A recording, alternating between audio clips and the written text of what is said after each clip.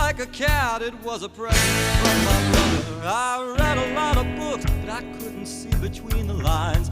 I'll have another cup of coffee if you don't mind.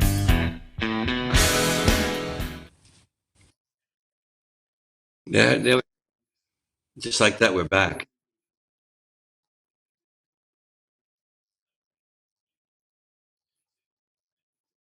My brother. I used to keep my money in a cookie jar. It was shaped like a cat. It was a present from my brother. There was no bank, no mother. No, it's not a country song. They still have them. You know, you can go to any. I don't know if it's a clock. I think it's just sort of like a, something that. The, oh, you had a cat clock. Okay.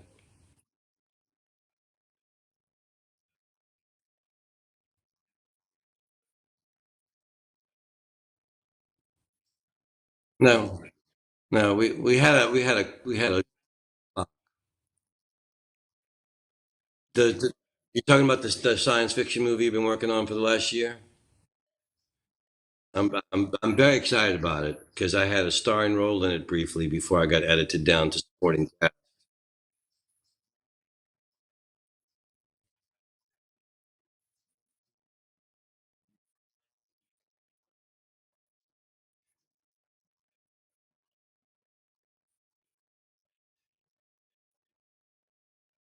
Why don't you ever listen to me, Mikey? It's unbelievable. This is like real life. This is like real life. You know, it's like being on the road together again. I don't go for that last drink, man. Just let's go back to the hotel.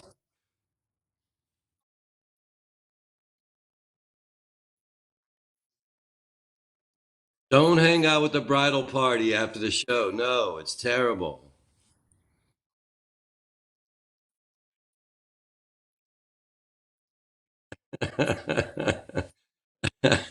Okay, so I'm made for this role. I can't wait. I'm excited about it because you know I was just in a commercial last week for a cleaning product. Well, I was in the background, but they paid me SAG, which was nice because that's a nice rate because I'm in the union, and so I got paid nice money to sit and do nothing, which is one of my very favorite things to get paid to do. Because it's you know, when you get paid to sit and just look like you're doing something but you're not, that's an awesome job.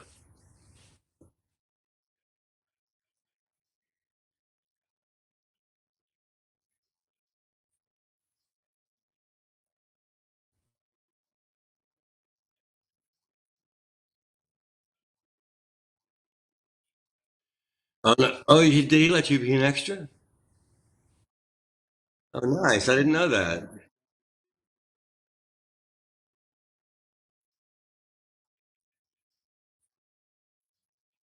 Oh, yeah.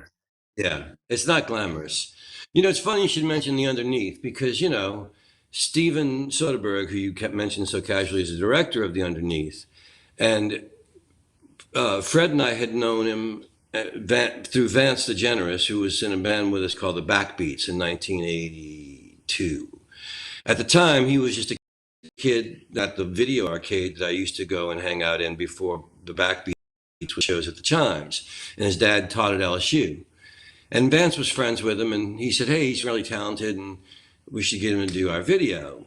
So he did our video for the Backbeats in black and white with us singing into light bulbs. It was very cool, very new wave. And then we broke up before he finished editing the video.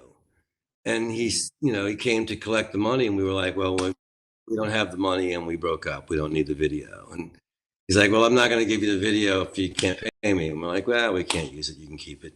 So he kept it on his demo reel, and he got the financing to do Sex Lies and videotape, and he became a big time director. And he remembered us, and he put us in this movie, The Underneath. We had like two or three featured scenes and playing songs and rocking out when we were really raw. Steve Walters was still in the band.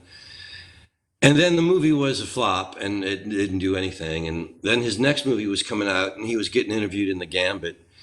And he said in the interview he was doing about the new movie, "Yeah, I knew while I was making The Underneath that it was going to be a flop." And so I emailed him and I said, "The next time you know you're going to make a hit, could you use me in that movie instead of the flop? And he's never used me in a movie since. And I guess he took offense at the email, and you know, That's you know, funny. And so he's you have actually a nice really guy.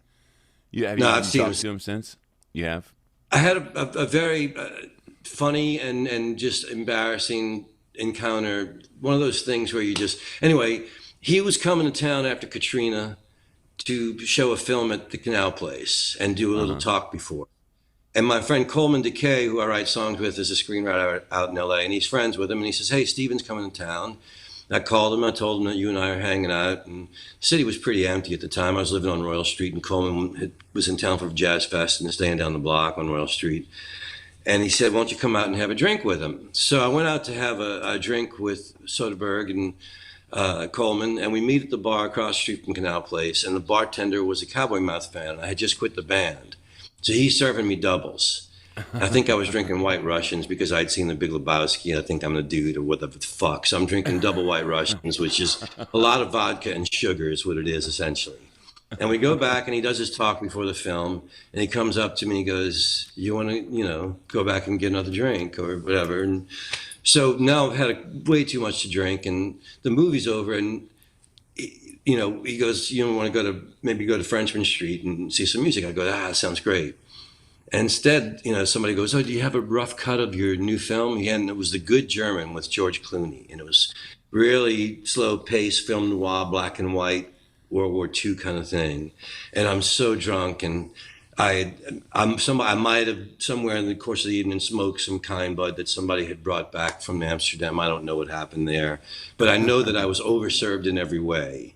And I was in a room full of dudes, in a hotel room full of dudes, watching a rough cut. That means no music, no sound effects, just rough cut of a movie.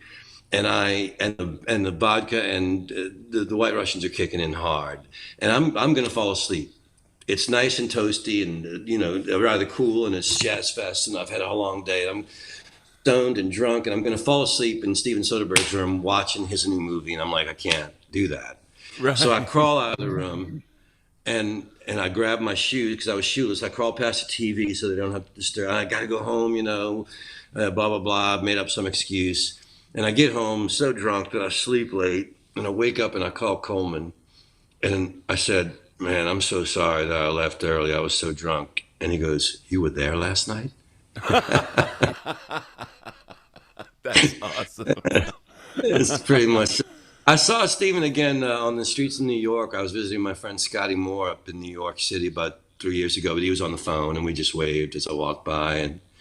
But he's a nice fellow. I found some stuff that I didn't lose in Katrina. It was a script from a movie he never made that was going to feature the backbeats, and and the shot list for the video he shot for us. And the guy who does sound for most of his movies, Larry Blake, is a New Orleanian, and I know Larry's a nice guy, so I called him and said, "Hey, you think Steven would like this?" And he was like, "Oh my God, yeah, he doesn't even use shot lists anymore. I'm sure he'd love to have it." So I've sort of stayed in touch, and he's been nice and friendly for So he doesn't being. even use shot lists anymore, huh? He doesn't pre-plan. He gets there and kind of vibes it out. I feel like somebody like him who's made so many movies, especially because he's pushed the boundary. He's made some really experimental movies, and I think that he both sees the movie in his head and he really allows for the moment. Some Hmm. directors want the whole movie planned out, and that's great. But I also think a lot of his stuff is like, "Oh, that was cool." You know, But he deals with indie budget he's like an guys. improvisational director in a lot of ways. I think, anyway. Yeah, I mean, he deals with indie budget. Like, you can't get away with that stuff, like, say, on a Marvel movie. Like, they are spending a lot of money, and they know what they. Not that he would ever Yeah, do a Marvel movie, but I would be surprised to see Steven Soderbergh enter the Marvel universe. I'm not saying it's yes, impossible. I They have a agree. lot of money, And and it it would could have be to a be way to the bring right Robert thing for Downey him. Jr. back to fold. Yeah, I You mean, it know, would have to be the right thing, I think, for him to get involved. It would have to be something yeah, super I would think cool. so. And then this guy who's been doing the Spider-Man movies, he made an indie film, and it was a really cool indie film, and that's how he kind of got pulled in to doing the Spider-Man I like the movies. first Spider-Man. The last one, not so much. I don't know about the Uh, new one. I don't want to talk about it. Hawkeye is fun. I've been watching that. Uh-huh. Um, as far as movies and stuff go, uh, I will say this: I saw um, the new Spider-Man yesterday, and it is worth seeing. I'm just saying for whoever might be listening, whatever. It's great. It's like one of the best did I I've not seen in a minute. specifically say I don't want to talk about the new Spider-Man because I haven't seen it? You did say that because you didn't see it, but I did want to let people Like know that literally they should seconds go before see it. you That they mentioned should that go you said, see it. "Well, yes, I want to see it. I want to see it, but I don't Yes. want to, we Yeah. don't want to discuss No, I won't discuss when anything. Anything beyond go see it. It's good. There's a lot of fun okay." stuff. You got Um, any are your kids coming home for Christmas at all? Anybody coming? yeah, there's a big crazy thing about that. Like my daughter has a cat now, and then we have a cat, so Which daughter? that's Allie. And so Allie's supposed to come home for Christmas, but she can't leave the cat up there because she wants to come spend 10 days home. So she would have to bring the cat. And, animals don't get along, and so that's the big Well, thing. I hear there's a system about that. Yeah. I hear like for the first couple of hours, you keep them in separate rooms where they can smell each other, but they Uh don't huh. know the other guys. They can't Haven't find the seen other him. guy. Right. Right. And then you switch the rooms, and then they can really smell each other. And then by the time you let them see each other, they're like, "Oh yeah, that's what that cat looks like." That's interesting. That's interesting. Maybe I'll Yeah. have to try that. My Allison's son Brian has a cat. Uh And I huh. think or maybe her son Adam, somebody that was sensible about cats was telling me, That's the that's how you trick. do it. Get them sort of used to each other. Get their smells So together not before they like even see. first day, throw them on top of each other and let them fight it out for the strongest Right. cat. Just Right. keep them in separate rooms for the first day and let them smell each other. You That's know. interesting. All right, I'm gonna have to run that by my wife and daughter, because I would love for her to come and stay for 10 days, but You she might obviously. want to run it by somebody who's not an idiot and actually has a pet. I don't even own a pet. I'm just telling you something that somebody told me, and what do I know? But it No, it sounds great, seems. doesn't it? It It makes sense. sounds. It sounds like the right kind of thing because they're all about smell. That's their whole thing. Like especially Right. my cat. If I come in, I've been outside. My wife too. We come in, been outside. First thing, you can't pet her until she smells you. I know who it was. It was Carmela Rapazzo, my friend that's a jazz Oh singer, and yeah. her husband Mark Carroll, who plays music with me. They have a new cat, and that's how they did it. They had to bring the new cat in and let the old cat like sort of be cool with the fact that there's a new smell around the house. Right. You know, I And was I then was after a couple of days, they were cool.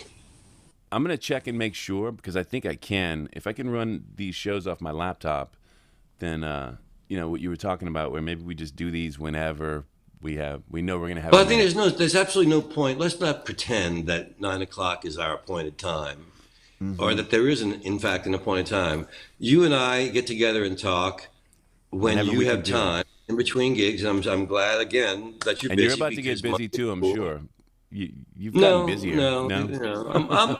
when you're an old performer, there's not as many opportunities. When you're young, everybody wants to get in on the action, and you got a lot of juice because even your friends want to be near you because you got a lot of gigs to offer and that kind of thing. Then you're an old guy, and then it's just like, oh, nice to see you.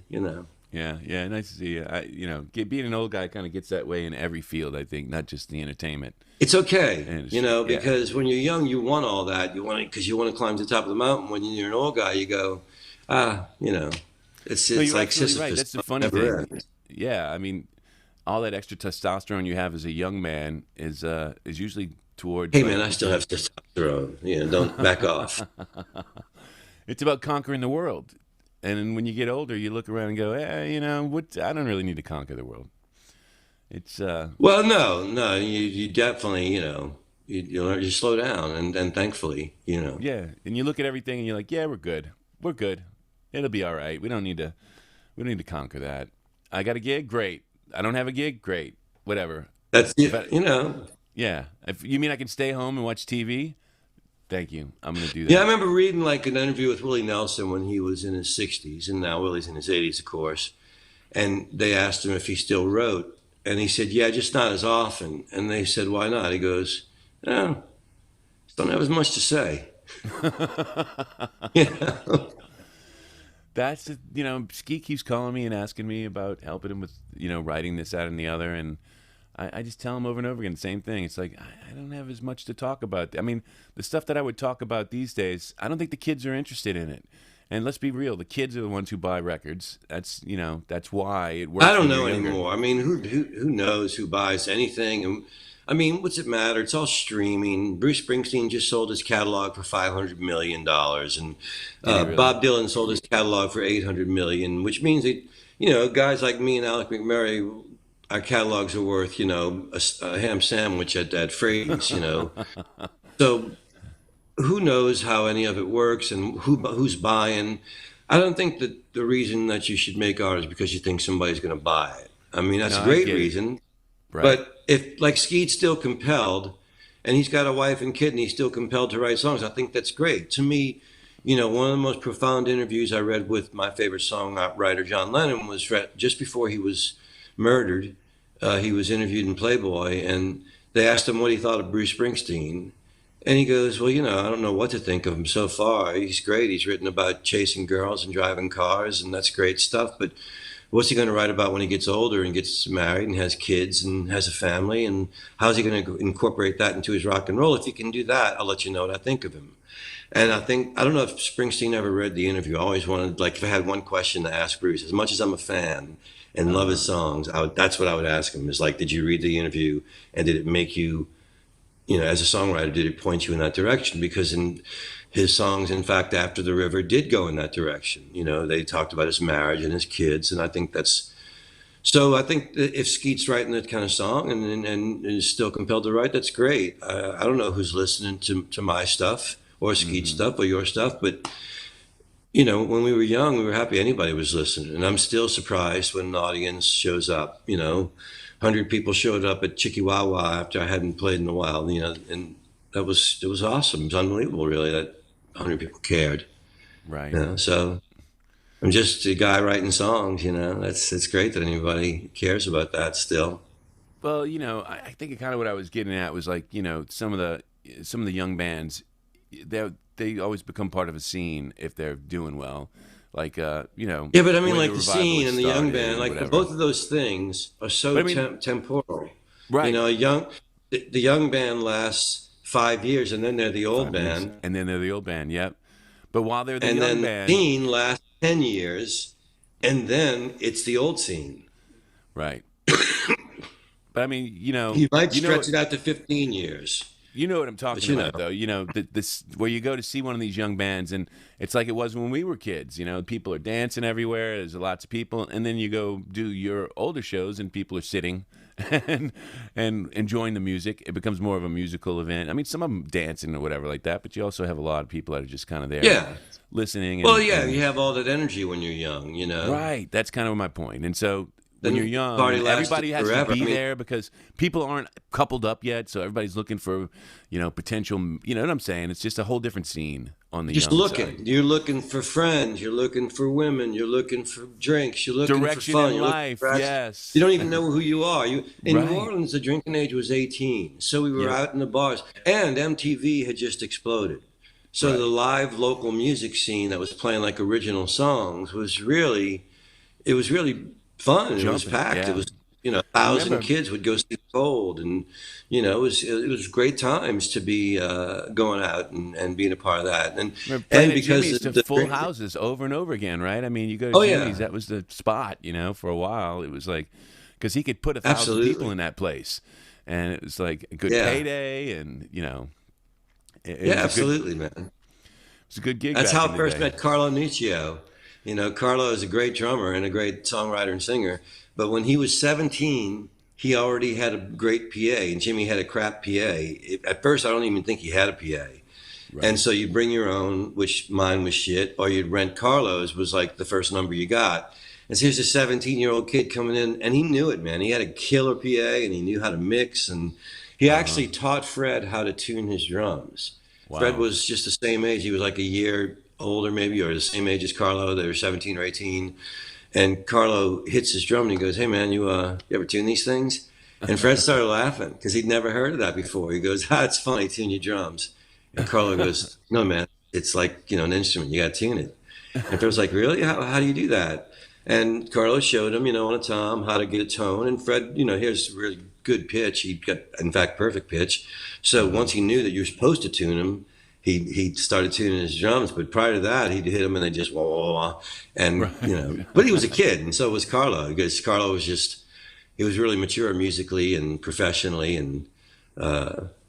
Well, and Fred has a and, and big drum sound, and that is because everything is in tune. He makes things bigger, and so I he can't has that wait to because of tell Carlo. Alex McMurray that I used the word mature in reference to Carlo. Right. Um, I remember when I met Carlo, I was the kid, and that's what he called me, the kid, Oh, that's because funny. yeah, I worked on those early Continental Drifters records with him, and at the time, I think Wow, I yeah, was great records. 22 when we did the first one, and then I think I was 25 when we did the second one when Russ came in and played on Vermilion. And anyway, I've yeah, been meaning to look online to see if there's any vinyl of that available. I think they did do something vinyl of one of I them at think they one did do point. some. I think the first one was vinyl. I don't know if I can find it. All that stuff I lost in the flood.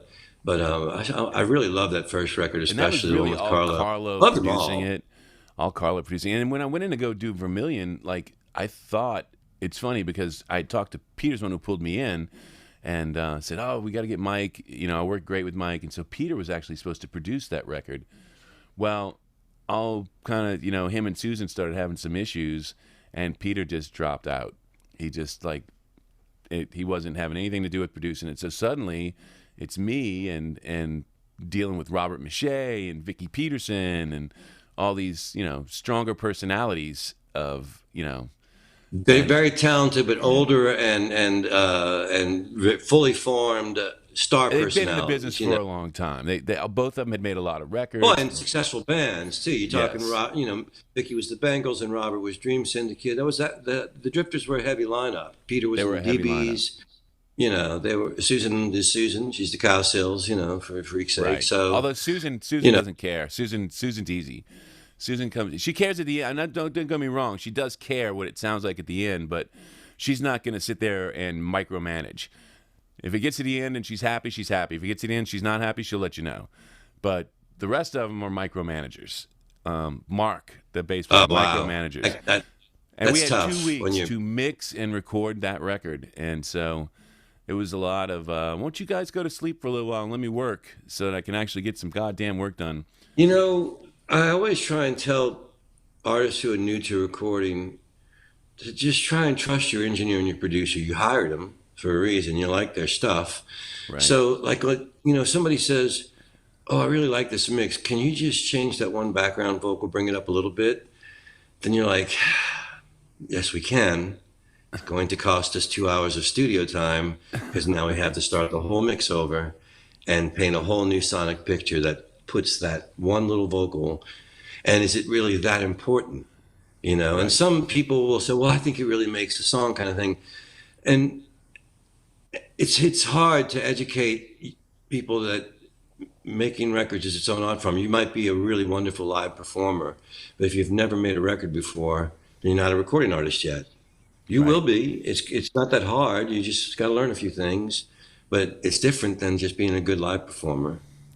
Not only that, as I've gotten older, one of the things that I realized is that all of these things sound different on different systems. So that background Yeah. vocal that you Well, don't hear as much on, say, one system, you're on another one, and that background vocal is plenty loud, just because of the way that the frequency response to different speakers we're listening on. So a yeah, lot we of were that stuff fanatical is about Cowboy Mouth, man. And it still didn't make a difference. The records would always come back sounded like somebody had peed on them. But we would take them, listen to them in the car. We'd listen to them on jam boxes. We'd listen to them back at our hotel. We'd get the mix we wanted. We'd send it off to get mastered. And I don't know how, but somehow it would come back so sonically flat. You'd be like, "Where's that awesome record we made? Who right. did this?" The funny thing is yeah, I stay out of the mastering process these days. For a while, I was kind of doing some of the mastering myself, but I'm back out of the mastering process because the mix is You so know, much. Mark Bingham, who I also like working with, doesn't master either anymore because the same thing. It's a different art form. Yes, You know, yes, and to have somebody who does a good job. Like for a while, I was mixing to the master, and that way you kind of knew what you got already. But I don't get as good of results as if I just mix it to like it's a different phase. Basically, you have to do this Right. It's phase a different before you do phase. the next phase. It is, and that, you know, You as can't much as paint the car while technology, you're building it, right? I mean, you got to wait till it's built before you can paint the fucking car. right. It's kind of. As Go much ahead. as the technology of making a record has changed, the mastering aspect is still the icing on the cake. It Yep. always was. I used to tell people that, you know, when I'd produce them, you know, I'd be like, okay, you like the mix, that's great. Wait till you hear it mastered. That's Right. when we really hear the sparkle. You That's know, right. and again, a young artist might go, oh, I don't know, I don't know. But mastering is it, and that's where the record is really made. You know, And you can and actually you can take an average mix and with a really good mastering, bring out some special stuff in it.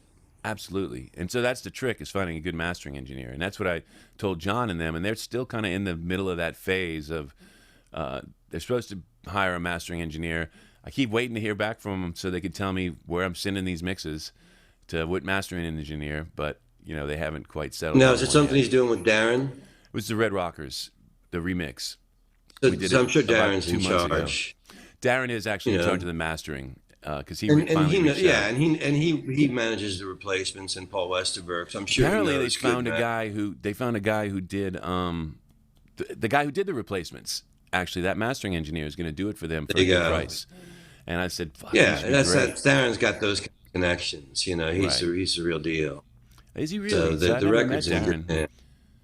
Oh yeah, Um, well Darren was kind of the businessman of the Red Rockers when they were young. He was paying attention to that, and so when the Red Rockers broke up, he started getting into the business end of music, and eventually became the manager for the Replacements and Paul Westerberg and some other acts, you know, and has always been really smart about business. I have a lot of respect for his savvy. He's a big sports fan, so he geeks out over sports on Facebook, and I like that too.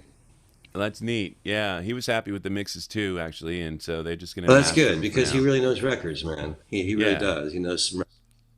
So and I basically just did what the boys asked me to do, which was to make the drums bigger, get rid of all the reverb. They were using that fake reverb on everything, and turns Yeah, out there was a lot of stuff there. I mean, when we started mixing it, there was some stuff we were able to bring out that was really cool that you didn't even nice. notice on the first record. Well, that's a So great record. You know, I mean, Griff was like 18 when they made it or something, and it's punk and rock. And after that, they sort of punk started doing rock, more man. heavy, and so after that, they started doing sort of the '80s music stuff, right?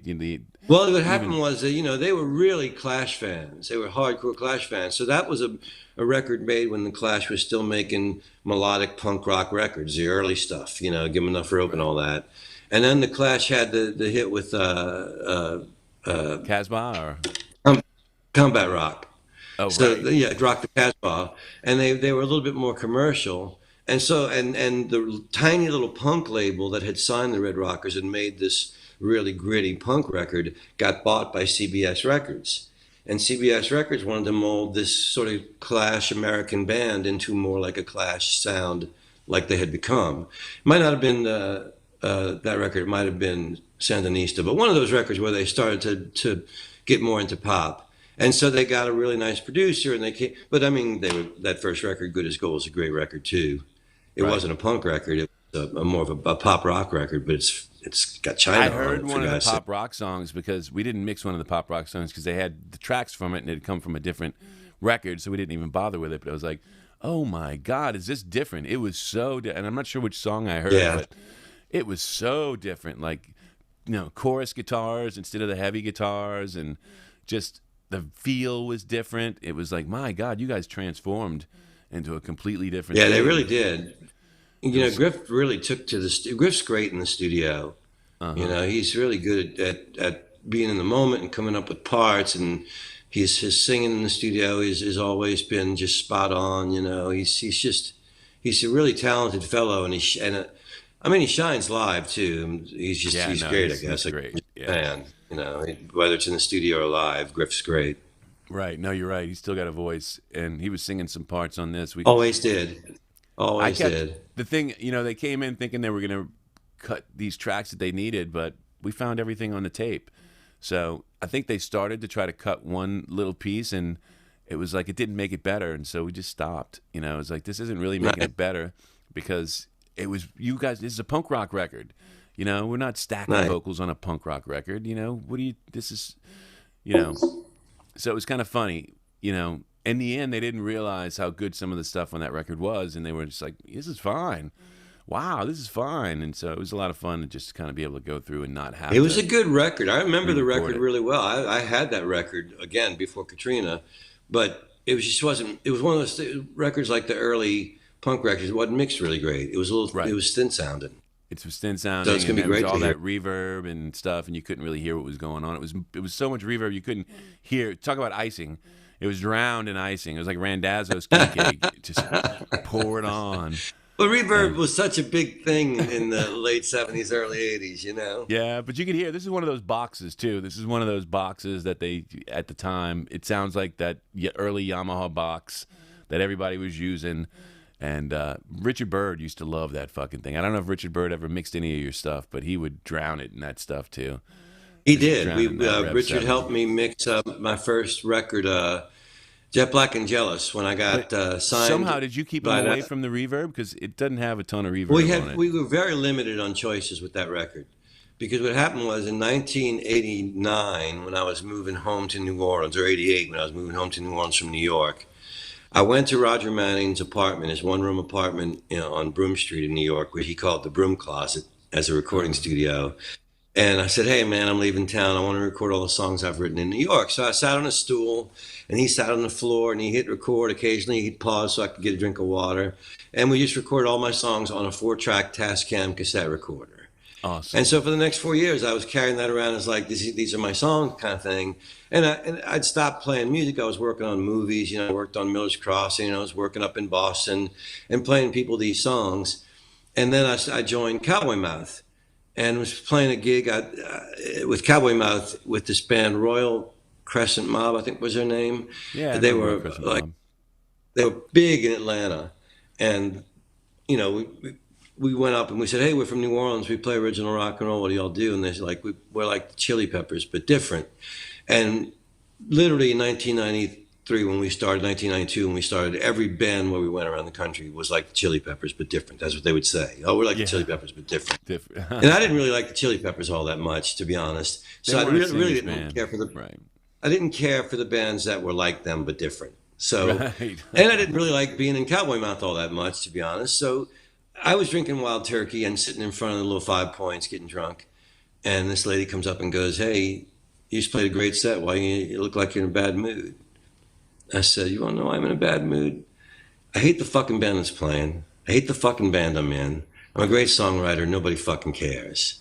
And he looks down at my sorry drunk ass and she hands me a card. She goes, "I care. Send me your stuff." So I sent her this tape I've been carrying around for 4 years, you know, on the Tascam cassette recorder. And she called me back when people used to use a telephone. And she said, "Hey, I really love your stuff. I want to put out your record." Her name was Kathy Hendricks, and she had a small label in Atlanta called Little Fish Platters. I said, "Great. How much budget do I have? I'll book a studio. I'll get started." She goes, "No, I want to put this out." And I said, "We can't put that out. It's on Tascam cassette recorder. It's got tape hiss."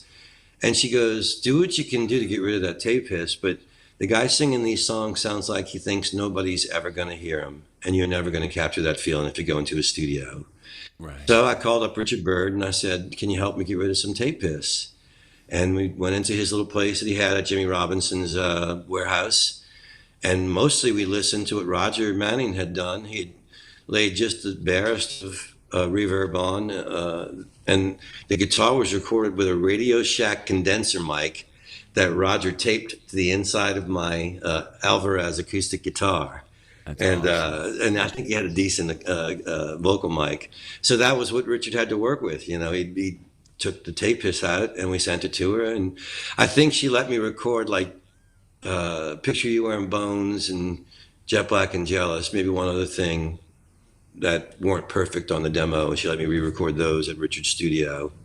So those might have had a little bit more reverb than the other ones, but he was really, you know, it was minimal. It was a minimal Right. record.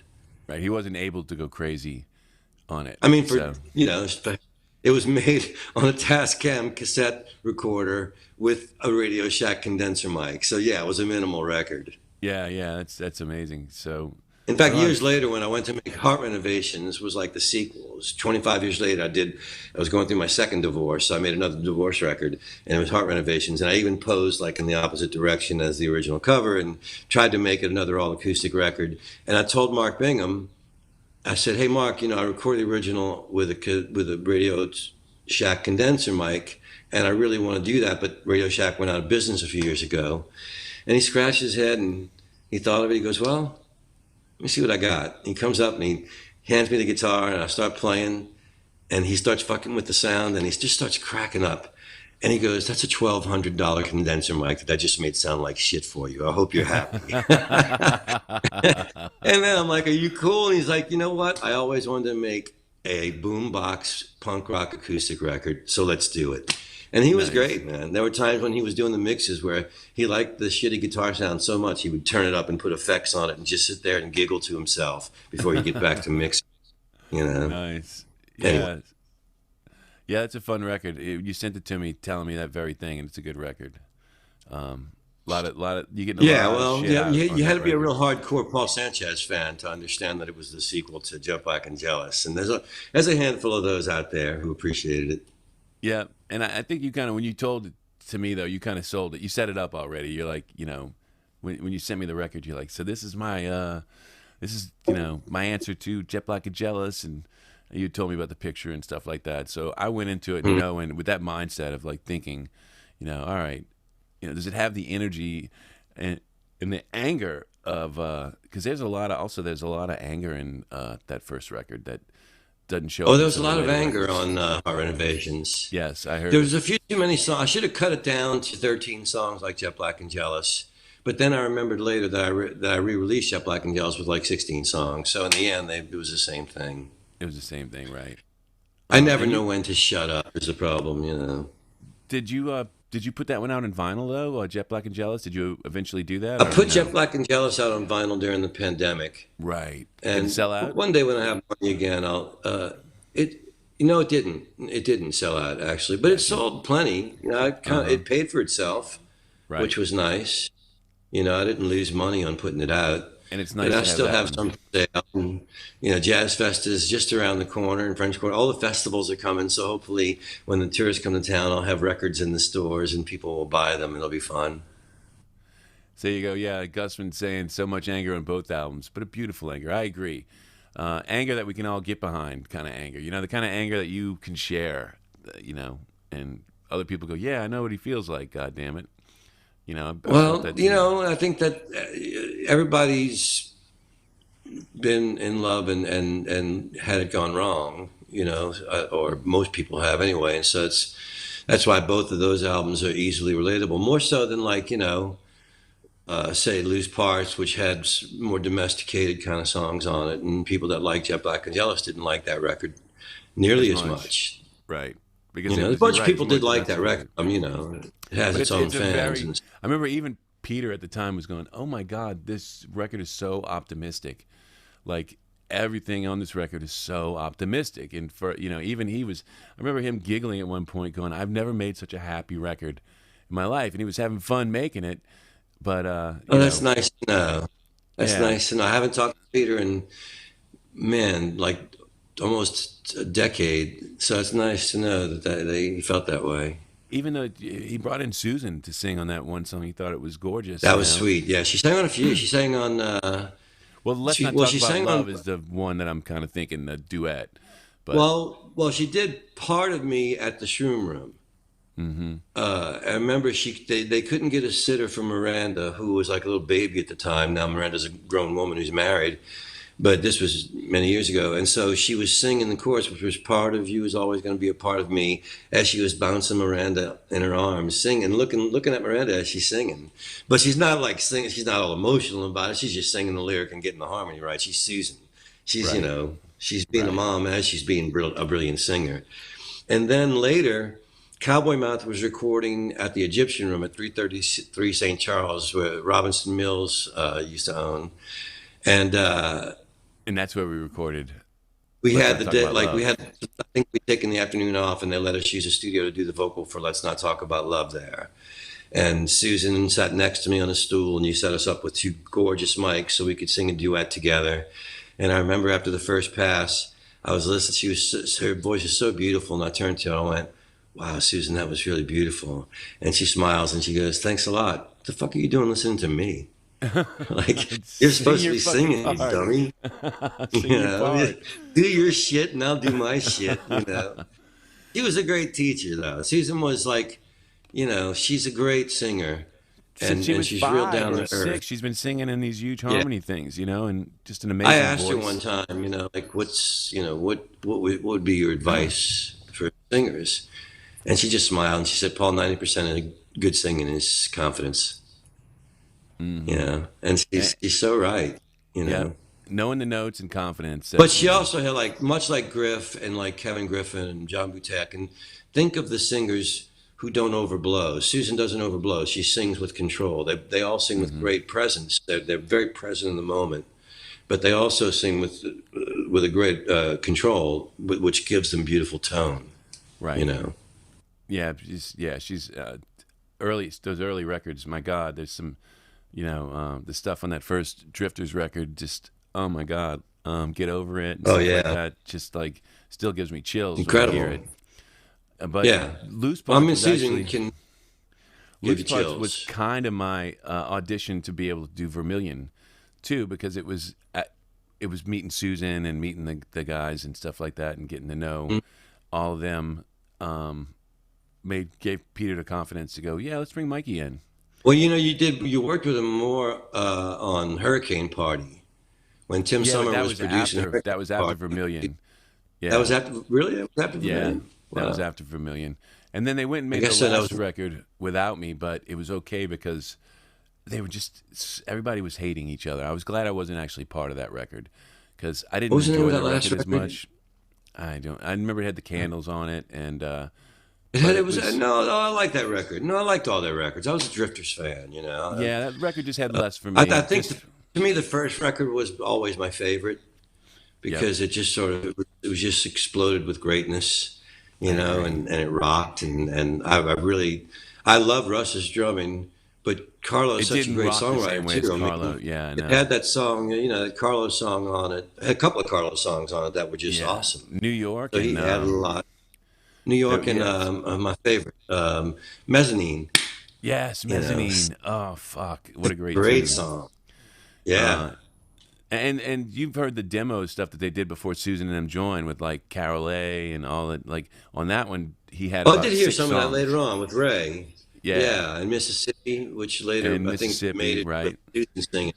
But Ray singing Mississippi is incredible, In fact, when they do it Ray live, they Ganesh, try to I mean, do it. Yeah, when they do it live, they try to do it with Ray when they can. And if Ray's Ray not there, was they don't do briefly it. in he came out of retirement briefly to be in the Rolling Road Show for a record and some gigs and for a jazz fest. And it was really amazing. Like when I first told Alex McMurray that Ray was going to come play bass for the Rolling Road Show, Alex just tilted his head and goes, "I'm going to play guitar and Ray Ganesh is going to play bass." And I said, "Yeah." And he goes, "Why don't you just move me to bass? I mean, it's Ray Ganeshaw, for God's sake." Right. Because Ray's an amazing guitar player. Exactly. But he and Carlo go back like decades. And so With to him have playing Ray on bass, bass yes. and Carlo on drums, like they knew each other inside and out. So Well, he was it was a playing bass with great version Tommy of the too, road. and the thing that he was doing He's with a great Tommy bass player. was Ray's a great musician. He can do anything. yes. He's an amazing singer, amazing guitar player. But I mean, the relationship, that kinship that he and Carlo already had, made for a Hmm. killer rhythm section. Oh yeah. In fact, when we were making the record, One More Trip Around the Sun, we were doing Talking Spanish. And I had sort of based the rhythm for it on this Joe Ely song that was kind of folk rock thing from the 70s. And they had learned it and it was cool. And we had played it in the studio. It was the first song we were going to record. And Bingham was at the board and he goes, "Hey, man, I need sounds, but y'all are going to get stale if you keep playing that song. Just do something else." So Hmm. Carlo and Ray mentioned some old Cramps song, and they just start riffing on this old Cramps song, and Alex is playing lead. And I start singing, and I notice that they can't hear me in their headphones, but I can hear me. So they were doing something in G, and I start singing, talking Spanish, which is in G, and I'm going, this rocks, this is better than what I'd come up with. So at the end of the take, I go, "Hey guys, that the way y'all, I don't know what y'all were playing, but I want to do just talking Spanish like that. And Carl's like, "Ah, no, we're just fucking around with some old, '70s punk." And I'm like, "No, that's how I want the song to go. It works. I've already tried it in the head." And so that's what we did. I think Walt Handelsman, the cartoonist, was there at the studio, and he said it was so awesome to watch that because he'd watched us rehearse and he was ready for the take, and all of a sudden we're just like, nope, different direction. We're doing it like that, and I think we got it in one take. I Yeah. mean, it was. I mean, again, it was Ray and Carlo who've known each other for Inspiration. decades. It was Alex and Carlo who played together for decades, and John Herbert, who's been with me since we were 19, and one of the best players I ever worked with. So they just were knocking it out, man. They were rocking. Nice. Yeah, man, that was a fun. When I did Tommy's stuff, Ray shows up, and it's just a three-piece, and those guys sounded fucking amazing.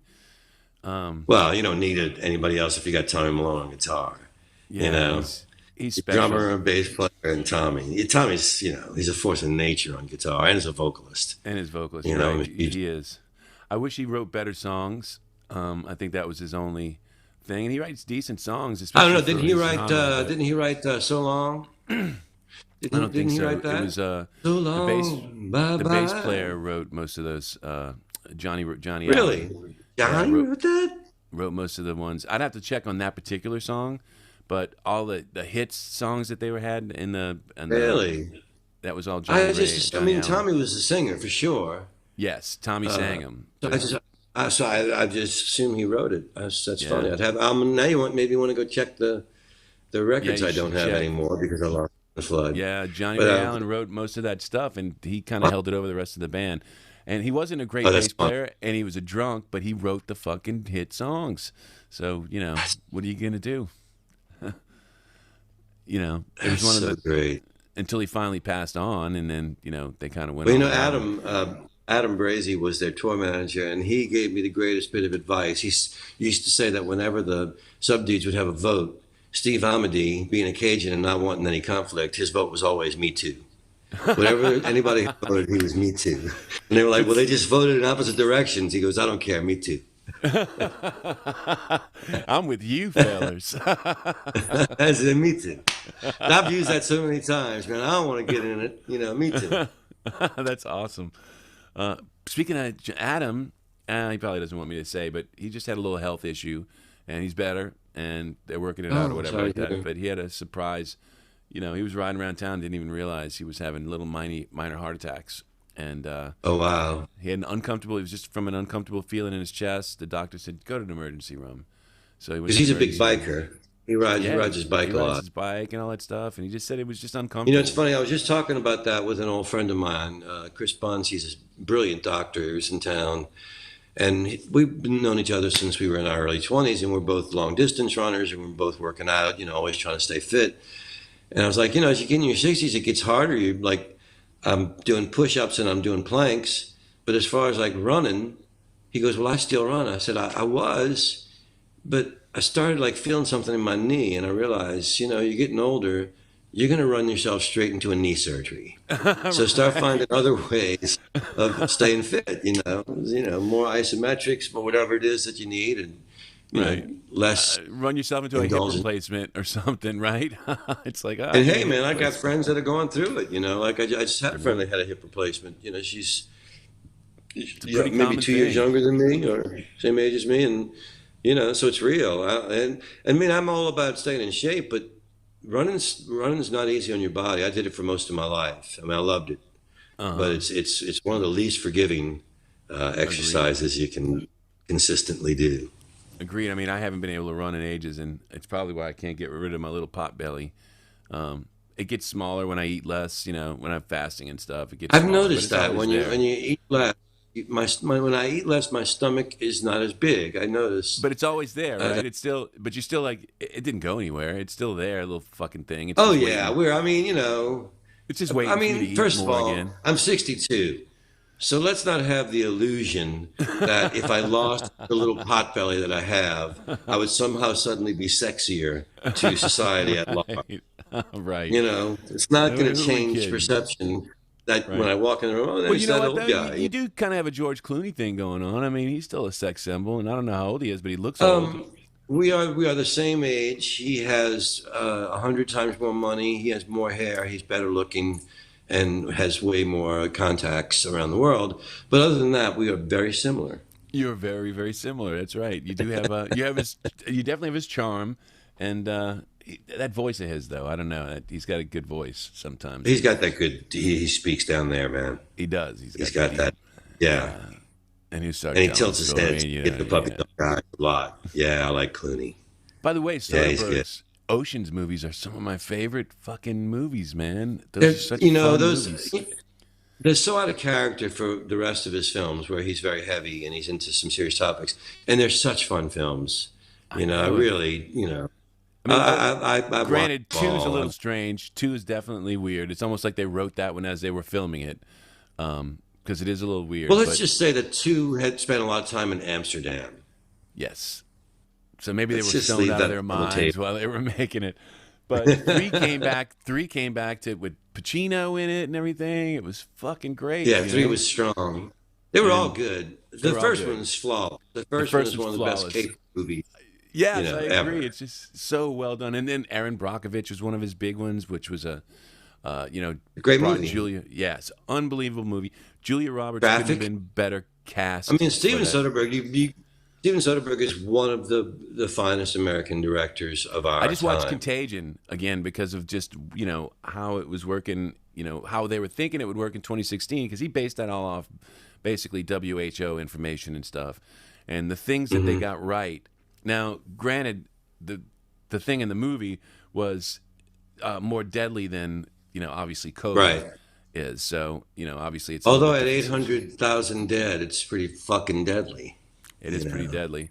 It did, but let's be truthful. It killed mostly old people. It killed 70% of older people.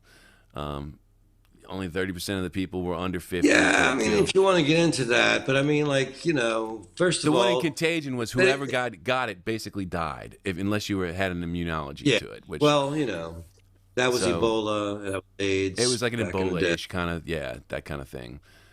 Yeah. Back in 2016, it wasn't a COVID. And a COVID, COVID's a cold, a heavy cold. It's part of the cold thing. I mean, so it's a different. I'm not saying that we shouldn't be wearing masks or shouldn't be vaccinated. I got my third vaccination. I'm not fucking around with this I got stuff. mine too. I'm Yeah, boosted, man.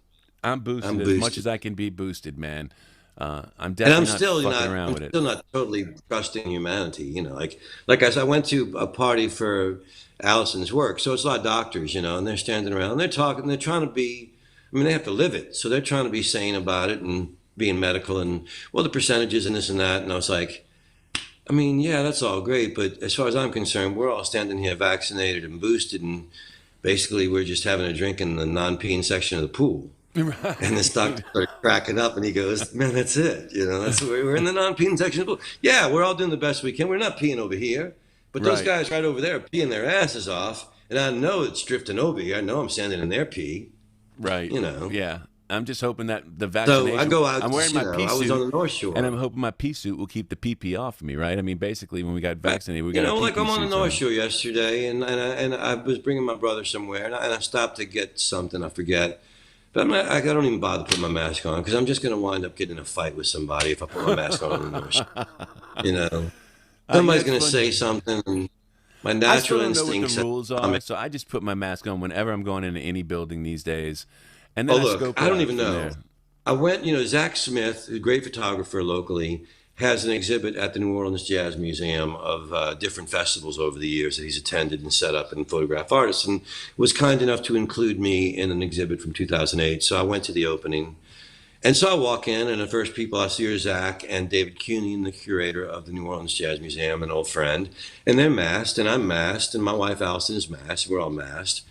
And I'm walking through, and so I walk into another room, and there's a couple of musicians I know, and I know they're vaccinated, and they're not masked. And there's nobody but us in the room, and we're talking. I feel like an idiot wearing a mask because they're not wearing a mask. So I take the mask off, and I wander into the next room, and there's a couple of other musicians I know who are vaccinated, but they're masked. And I'm talking to them unmasked because I was just unmasked, and now I'm putting the mask back on. I'm like, man, just somebody fucking do something. Somebody do something consistent.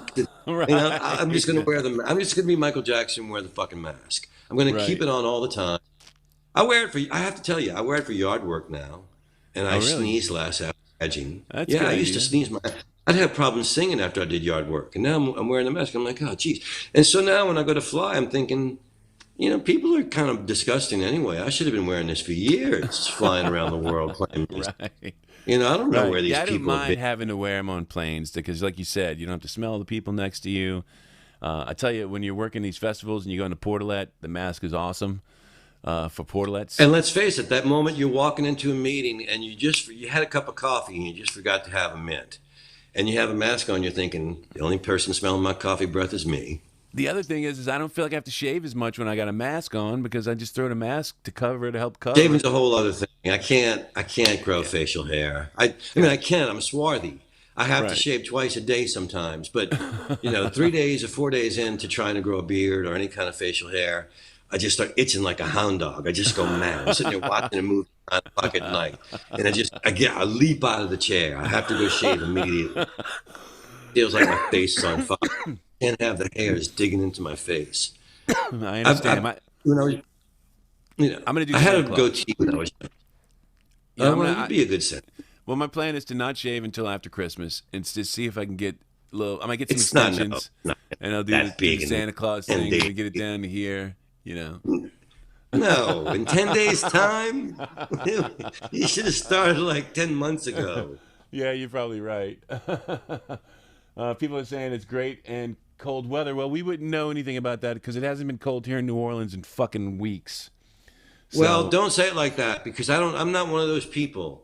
I don't like those. I'm not one of those people who say, "Where's my cold weather, man? I can't wait for my cold weather." Because my wife is one of those people. She's saying, "Oh man, it's seasonal and it's Christmas. It should be cold." I'm like, you know what? When it turns cold, you're going to be the first person to say, "I can't wait for the warm weather." And right. that's New Orleanians. They'll start You're right. saying about this time of year, they'll all be like, "Yeah, I want some cold weather." But they're all the first people to go, "Man, I can't wait for it to get warm again." My That little first cold front we had. winter, Go ahead. Sorry. we have cold fronts. Right. The We last one have we like, had, you're right. I was it's like going, it's too fucking cold. I was pissed because it was right. so fucking cold. And if a cold front should last more than 10 days, which, is not that long, we're all like, Right. what is this bullshit? You know? Right. It's I, so when cold. I moved to New York when I was in my 20s, it's Halloween and my first ex-wife goes home to see family, and I'm hanging out with this guy at work, and it's the first cold day. It's Halloween and it's fucking cold, and I got a long overcoat. I got my little bebop cap on. I got a scarf. I'm feeling like Sylvester Stallone. I'm looking pretty slick, and I go, "Hey man, I'm digging this cold snap. When does it go away?" And we get warm weather again. The guy's like, "What are you even talking about?" And I go, "This cold snap. It's cool. I get to wear my clothes. I get to look styling. But when does it go away? We get some warm weather." And he's like, "I don't know, man. April, May if you're lucky. April if you're lucky, rather May." I'm like, oh, I thought I was kidding. Right. I You're got like, yeah, walking pneumonia. I literally got walking pneumonia my first winter in New York. I'm walking around like I'm sweating. I'm just getting ready to pass out. I'm like, what is wrong with me? I go to a doctor. He's like, you have walking pneumonia. Go home, lay down. You shouldn't even be living. You should be living back where it's warm. right. You know. But you're absolutely right because that last cold front we had about a month ago or whatever, I was pissed. I was like, God damn, I'll go outside. I'm like, this sucks, man. I run back Pissed. inside. yes, I was Pissed. mad. Yeah, It's too man. fucking cold. I'd be on the nice warm tour bus with cowboy mouth. We pull into a town cold. I'd get off and I'd be like, why do people live here, man? Fuck this shit. I remember up in Chicago, there's this great barbecue place called Tunes, run by this great guy, Danny Beck, who lived down here for a while working at House of Blues. And Danny's fed us for years whenever I played music in Chicago. So every year he would have this Christmas party. Eventually I handed it to Rogan to play. But I would go up there to play, and it wasn't even late December. It'd be like December 10th or 11th or something early. And I'd get up there, and they'd all be standing there in Christmas sweaters, and I'd have an overcoat and a sweater and my hat and a scarf, and I'd walk into the bar, and they'd be like, "Can we take your coat and hat?" I'm like, "No, you can't take my coat. It's fucking cold, man." Cold And inside. they're all You kidding laughing me? at me. I'm standing, but the window of the place, it was like you were standing in the window and it wasn't fully insulated, so it was kind of cold. It was December, and they're all standing there, literally, some of them even in short sleeves because it's inside and it's heated. And I'm in my overcoat, and they're laughing their asses off at me. And that was like 6 years in a row. I'd go up there, and by then it was a joke. It'd be like, "Hey, Paul, can we take your coat?" "No, you can't take my fucking coat, man. It's You get your cold hat outside." on I and know it's shit. only December. In December, they're all still wearing sweaters. They think this is fun. Isn't You that know. Luis too? Doesn't Luis wear like shorts in December? Oh, Just a Luis is little. ridiculous. Yeah, he's one of the ones that would be laughing at me for wearing my jacket. He would show up in just like a Chicago Bear sweater, or maybe a Santa Claus jacket to be funny or something. But no, he doesn't feel the cold. And now January, February, they hate it. They truly hate it. It's Uh huh. cold. It's bitter. They don't do much. But by this, like real cold weather, like 30s and 40s, they're thinking, oh, this is awesome. Right. 40s is great. Let's go do something fun. I'm like, Right. do something fun, like what? Stand near some fire? What fun thing could we do at 40 degrees? Right. I got a fun thing we can do. Let's go inside, and Let's go inside somewhere. You we'll talk know, about how. Oh man, it's nice outside. then forget like 16. I remember we used to stay at the House of Blues Hotel, and 1 block away was Harry Carey's, and it was great food and big Cubs fans, everybody in the band. We'd go and we'd look at the memorabilia. I remember somebody saying, "You want to go to Harry Carey's?" I'm like, "Fuck that! I'm not walking a block." It's too far. It's too far. They got food here at this hotel. I'm not leaving. I don't even Can we care what get the you an food Uber? is. They At the can give time, me there were no somebody Ubers, else's right? food. No, there Right. wasn't Uber back then. Like I'm taking a No. cab 1 block down because it's too fucking cold. Then fuck taking a cab. I'm not taking a cab. That means I actually have to walk out of the hotel and get in the cab. By the time I warm up in the cab, I have to get back out and walk into a restaurant. Right. That could be cold if they're opening the doors and you get the table by the door, and every time somebody comes in and out, that cold breeze hits you, and you're like, "This sucks. What the fuck? I don't even know what I'm Oh doing yeah, here." no. I remember that we had this little tiny little woman in Detroit was our record rep. I can't remember her name, but I got off the tour bus. It was 16 below. I mean, it was 16 degrees, and it felt like 10 below. Jesus And I Christ. just said to her, I said, like, is this normal for you? I mean, like, you go out in this weather? And she went, oh no, honey, we call this butt ass cold. Well, I mean, look, isn't it? Which city is it that is it Minnesota that has all the tunnels to get around during the Right? like during the Yeah. winter? Like they don't even go Oh outside. yeah. They just have tunnels to Miserably get around freezing. uptown. Yeah, they have tunnels to get from building to building. Yeah, that must be fucking cold. I'm guessing that around there might be some of the coldest shit. Yeah, I was playing Um, there in like November. I had a gig there a few years ago. My friends Rob and Mary had me for a house concert, and about 45 minutes outside their house, I hear on the radio that there's snow coming, and about 40 minutes out, it starts snowing. oh So I'm from shit. New Orleans, man. I'm not used to driving in the snow. And as far as by the time I get to their house, I'm white knuckling it, and I come in their house and I'm shaking. I'm like, man, the last half hour I was driving in a blizzard. And they both just busted out laughing. They looked out the window and they go, oh, that's not even going to cover the ground. It's like nothing. I was like, where's your fireplace? We were when we were in Tennessee, in Nashville. You know, it was snowing every year for us for a long time. Like the first 10 years we were there, it snowed every year, and it would always start and like about middle of December, we'd be doing games with Allie because basketball season is in effect, and so you're like fucking 30 minutes from the house, and you're leaving this place, and snow starts falling, and same thing. It's like it's that little snow that sticks to the window for a while, and then it eventually gets enough where you can wipe it. But it's just little things that are sticking, and then it starts. You see it on the ground, and you start going, "Uh oh, am I going to be okay?" And then by the time we got to our house, we had to go down this winding. When we were out in Mount Juliet, we had to go down this winding, scary road. You were there one time. It's that scary ass little 2-lane road with like on the sides of it just went down like 20 feet. You know, it's a Jesus. crazy road. You know, Yeah. you're like, why don't they have sides on these roads? But they didn't have sides. It was the weirdest fucking thing. And anyway, you know, you can't really see. It's snowing. I just remember going, yeah, this isn't for people from New Orleans. We're not good at No, this. no, we're not good at that. But then you see We're those just some of not those made people up there can't figure out how to drive in rain, and you laugh at them. You're like, going, you guys can't figure out how to drive in rain? That's all we Yeah, do I down know. south is drive in rain. Drive in I can rain drive in constantly. some fucking rain now. You Like could those see, you could send a bucket of rain at my ass, and I'm not going to change my course, man. I was watching Get those out New of the way. York videos when the hurricane stuff passed through there, and they're trying to drive, and there's waves on the floodwaters, and I'm like, dude, when there's waves on the floodwaters, you don't drive Yeah, through them. What we are you don't drive through guys? waves. No, no. Once you see waves, stop. What do Stop. you guys You've, just you've stop? lost. You've lost. Park the car and start walking. You're done. It's Yeah, like get out. Don't go into it. no, and you're watching all these cars go into it, then start floating, and I'm like going, oh my god. So, they can laugh at us all they want, but you give them a good rainstorm, and they don't know what the fuck to do up there. They lose their goddamn I have to minds. say, we're over time, so it's time for us to end it. I'm sorry we couldn't have Luis with us today because I would like to have talked about Hawkeye with him, but mostly I know it's not warm there. Yes, yes. Well, I he know wants to it's come on really cold in Monday. Chicago.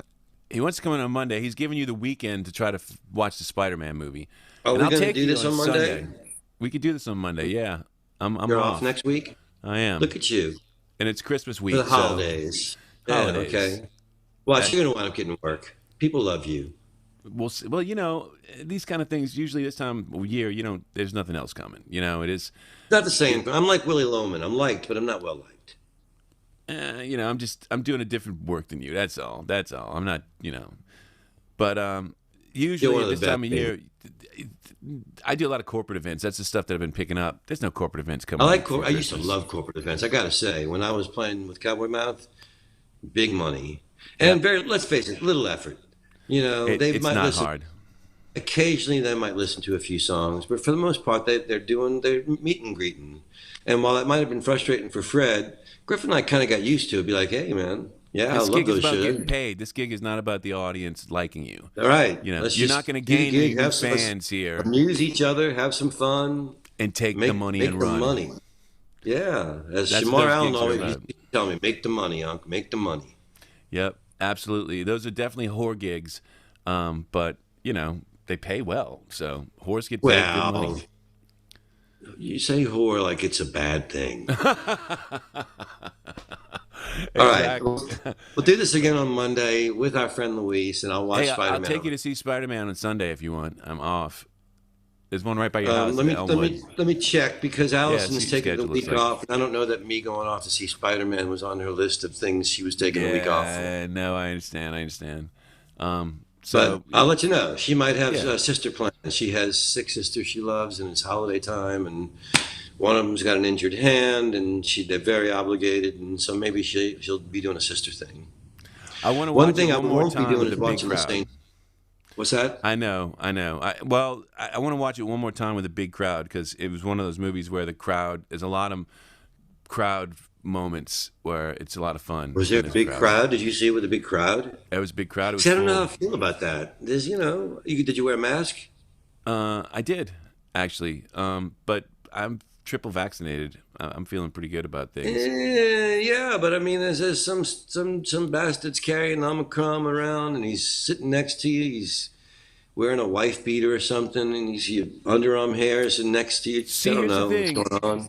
It's the Marvel fans. These are Marvel fans. These aren't wife beater guys that are next to you. They're little geeks. Does It's most anybody of even the. wear wife beaters anymore? I mean, But my point that's being that most such a wrong thing to call an undershirt. That's a terrible thing. most of the people I went to go see it were geeks, young geeks, who enjoy the Marvel Cinematic Universe. So you know the types. They're vaccinated for the most part. I bet you like 90% of them are vaccinated and wearing masks, and most of them are trying to do the I right hear you. thing. And it's All right. it's a subset, of people. It's not the normal. Yeah, it's not a movie where they say people are like the white beater people are bringing their kids. It wasn't that kind of vibe. I'll either pay to stream it or we'll do a movie thing. But somehow before Louise comes on Monday, I will see the new Spider-Man movie. It sounds like a plan. And if you don't, we just won't talk about it yet. That's all. No, no, no. I've done that to you guys too many times. I'll be current. I'll be jiggy with it, You'll be fresh. jiggy with it. Well, we did talk about it this morning for a half an Whatever hour before I called thing you. is. So we were I know both all just that's like old. I said, but just going, "Oh my god, it was so good." Your sister says she misses Louise. Look at that. Yeah, guys, we will be back on Monday. Whoever's watching right now, it's a couple people look like they missed the notification, and we're like, "Oh no, I missed the notification," and came late. So well, yes, better late than too soon. that's right. You can always go back and watch the beginning of it. Actually, you know what I do sometimes when I show up late to a YouTube thing I want to see is I actually just You can grab it live, move your little cursor back, and actually start the beginning of the show. There you go. It actually works that way, and then watch it all the way through. For all the people who are new to YouTube, yes, it was a great way to start the day. By the way, Steven just said that he's in town this weekend, and here he is watching our show as he's in town for New Orleans for the weekend, right? Starting off with our show. Yes. Oh, good. All right. Well, I will see you Monday, Mikey. Great idea. Thanks. It was good to see you. It's good to see you. And get caught up in all that stuff. Had fun, and then we'll bring our little guy on, and we'll at some point we'll beat him up with some Beatles. After we oh, that's right. We never did get to talk to Luis about the Get Back movie. We have to beat him up with some Beatles too. So if you don't make Spider-Man, we'll just beat him up with some Beatles. We'll talk all. No, you know what? If he's going to have to talk Beatles, I'm going to have to talk Spider-Man. That's fair enough. All right. So we'll see you guys now on Monday, and thank you so much. All right, buddy.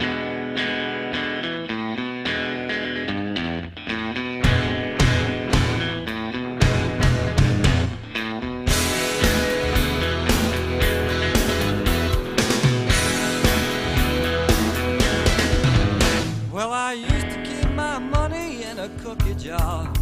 It was shaped like a cat. It was a present from my brother. I read a lot of books, but I couldn't see between the lines. I'll have another cup of coffee if you don't mind.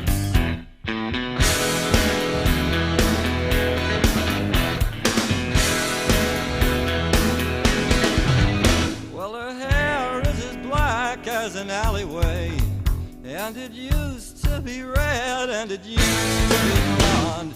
Truth is, her hair changes color all the time. I'll have another cup of coffee if you don't mind. I'll have another cup of coffee if you don't mind.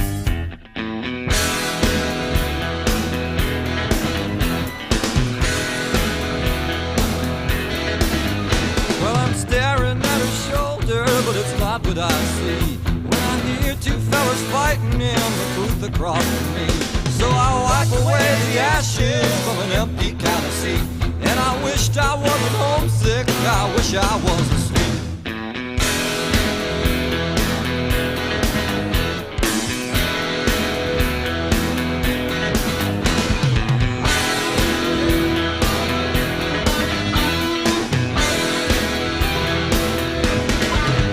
Well, I hold her like a blanket up against my chin, and I need her like I need another pack of chewing gum. Well, we used to be like that, but now we're like this all the time.